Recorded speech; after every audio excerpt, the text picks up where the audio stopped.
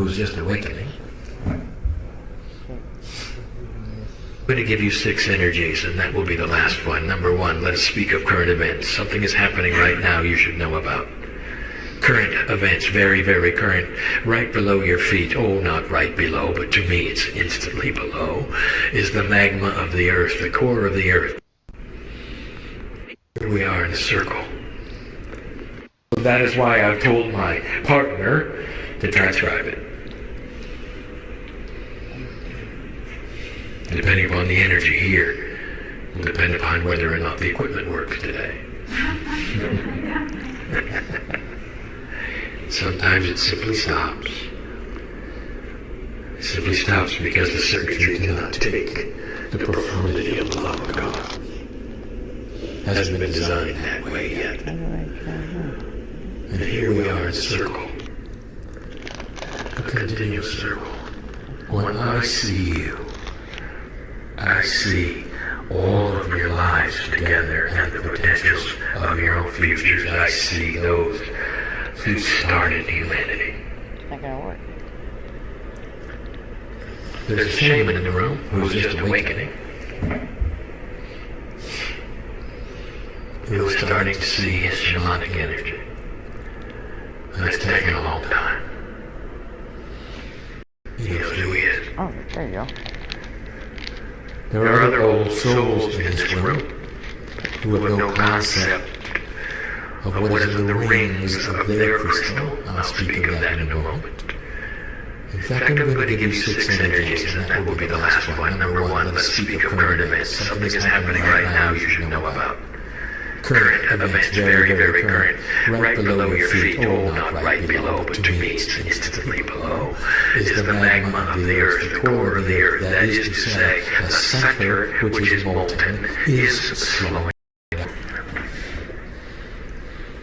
If you look in the right places, you'll see this in your news. It's slowing down. This is creating the lessening of the magnetic grid. That is to say, it is starting to decrease in its gusts. It is measurable, scientists can measure it, it is happening right now. It is part of the shift that we speak of, it is part of the new year, 2008. We told you it was coming, and here we are in the 7th month. Number 7 is a sacred number, you know that, don't you? And if you've done your numerology and you've looked at what we have said, you would expect it now, and here it is.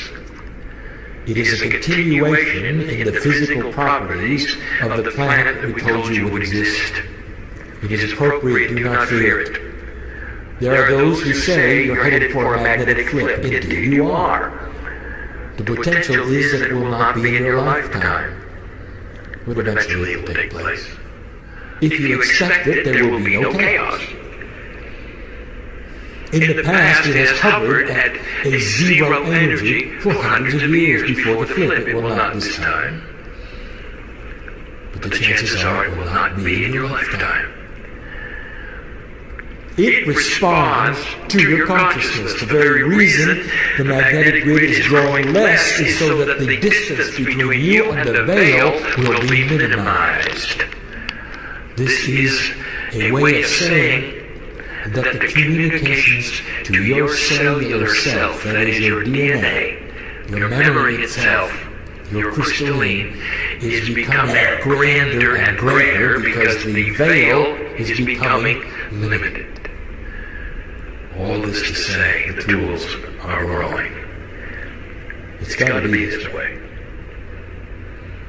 You're headed for a vibration of the planet like it's never seen before. You're headed for a 2012 experience, the beginning of the planting of the seeds for a vibrational increase in the planet. It is not an accident that you're going to be here. You're here today. There are those who say, well, what do we do about it? And the answer is, you are it. Just be. Continue the work you're doing. It is not an indictment for you to change. It is not fearful information that the earth is going into a higher vibrational rate. If I had any advice at all for you, I would say to you, let your children go. Let them be what they are. Watch what they think, and design your teachings around what they want, and not what you want. And you'll be better off for it. I'll give you advice all the way through these current events. I always do. That was number one. The magnetics are changing. Even today, right now, couldn't be more current. Perhaps you'll even read about it. Happening as you sit here, not in the future, right now.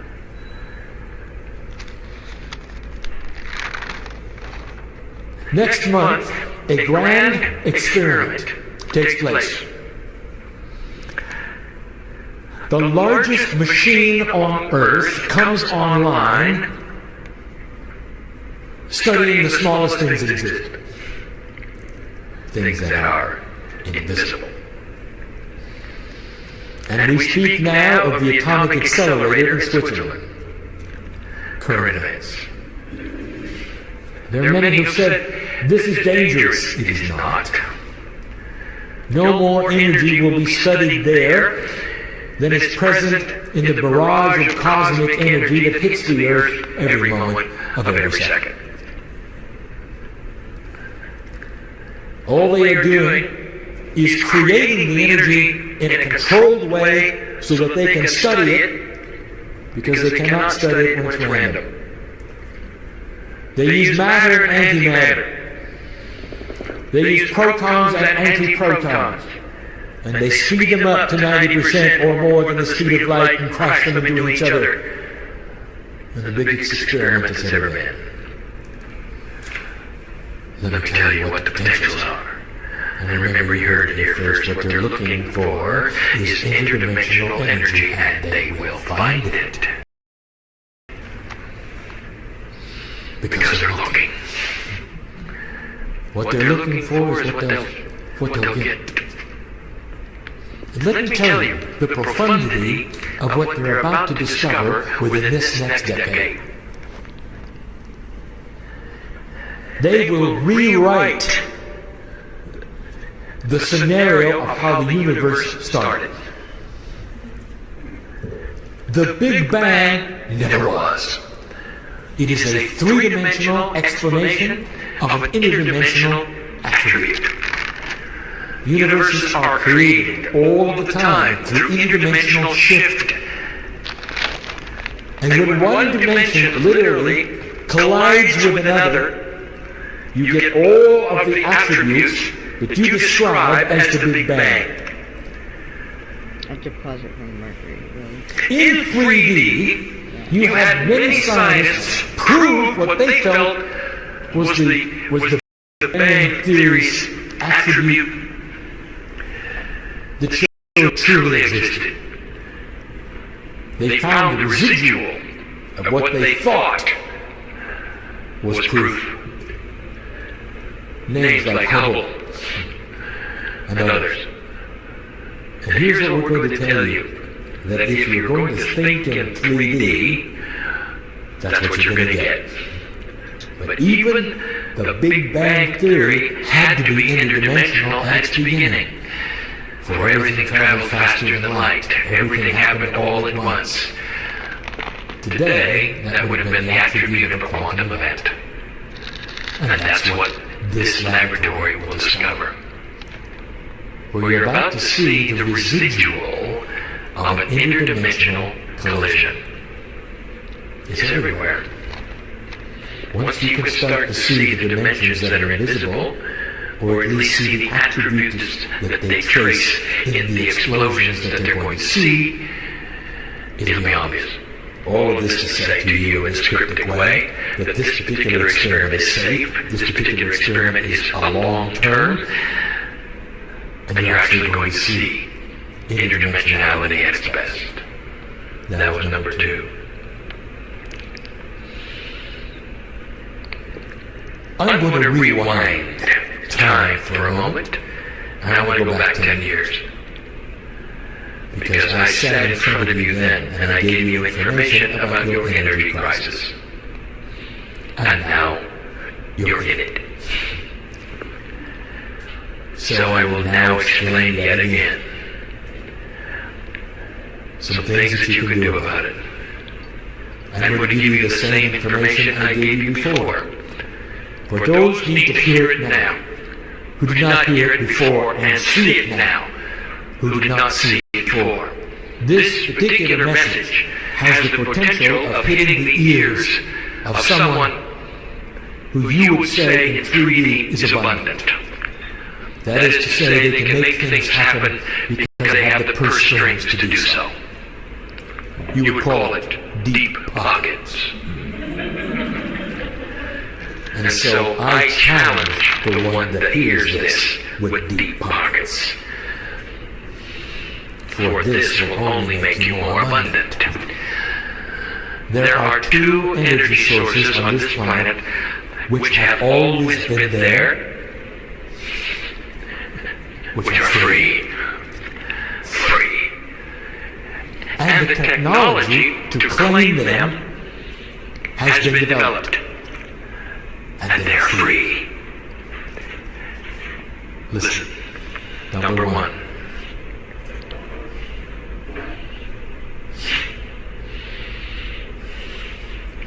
You wonder why the moon is there, don't you? Why do we have a moon? I'll tell you why you have a moon. So that you can power your cities. And no one has ever thought of it. The moon gives you motion of water on a timetable that has never changed for centuries. It gives you hundreds of thousands of tons of push-pull energy for free. Always there, where most of your large cities are. The waves and the tides provide the power for Earth. It'll provide the power for every single city you can build from now to the day the Earth is no longer. There is no limit to the amount of electricity that you can provide yourselves, even to the degree of plugging in your cars.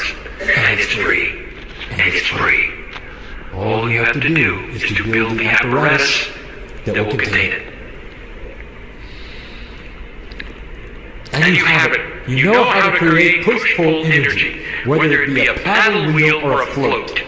All of this has been designed. There are 3 cities currently on the Earth that derive most of their power from tides. And they're in the north. And they're not in this country. They already have the technology to power your cities, if you allow it to be. And it's free. And you don't have to burn any oil for it. And you don't have to burn any coal for it. And you don't have to take anything from Gaia for it. Let Gaia push and pull its way to freedom from the sources that you have now. And we say it yet again. It is here. It always has been. It's not going away.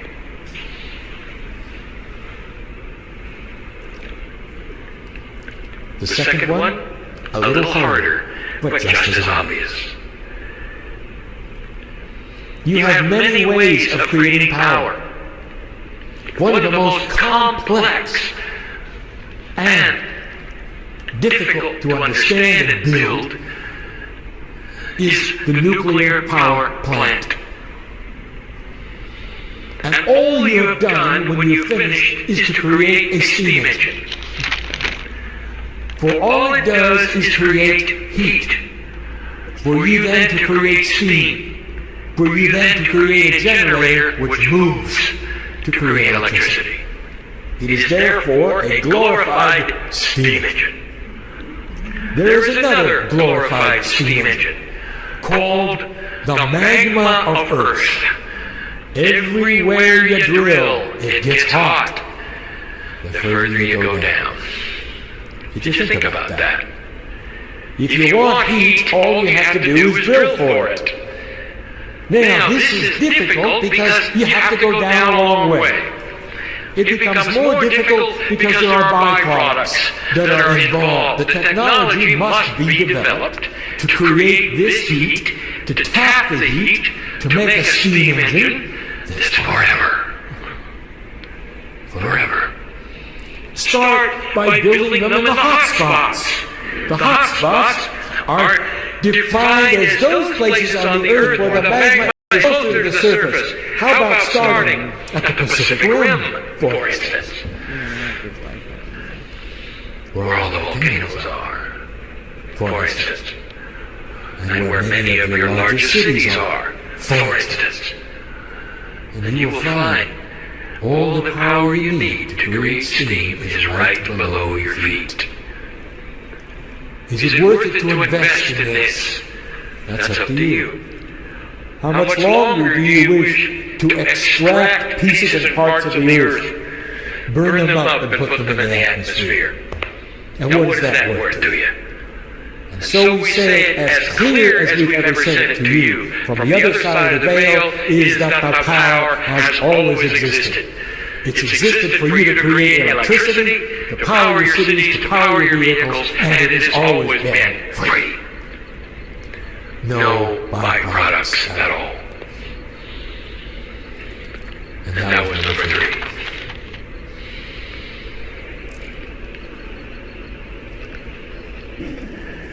And if you sit and wish for it, that is not going to make it better. We have explained it before, we'll say it again. You're in a water cycle that is profoundly set to creating a mini ice age. And it may seem odd to you that it gets hot before it has to get cold. If you will look into your geology records, you'll find the exact same thing. You didn't have the records you had then in the 1400s, and it happened then. And you survived it then. So we say to you, the winds will return. And our advice is to prepare for this by creating a situation where you acclimate to the new weather. You may build differently. You may build in different places. But the admonishment is this: don't be surprised when it returns. It will return. Don't be surprised when the levees break again south of you, because they will. You'd be much better off to move the dirt around and build on higher ground. And that is smart. We'll see if it happens. What are you saying, Ryan? I am saying that human beings can adapt, and they have in the past, and you can now. If you start thinking smarter, you adapt for the weather changes. Take charge of how you affect it, not how it affects you. That was number 4. Number 5 and number 6 are a lot more esoteric, and that's why we came, isn't it? Number 5, the energy of this planet is shifting. It is shifting greatly, just like we said it would. Humans are thinking in a different fashion. Many of them are starting to have understandings and epiphanies, even about science, new thought about how things work. We told you they would.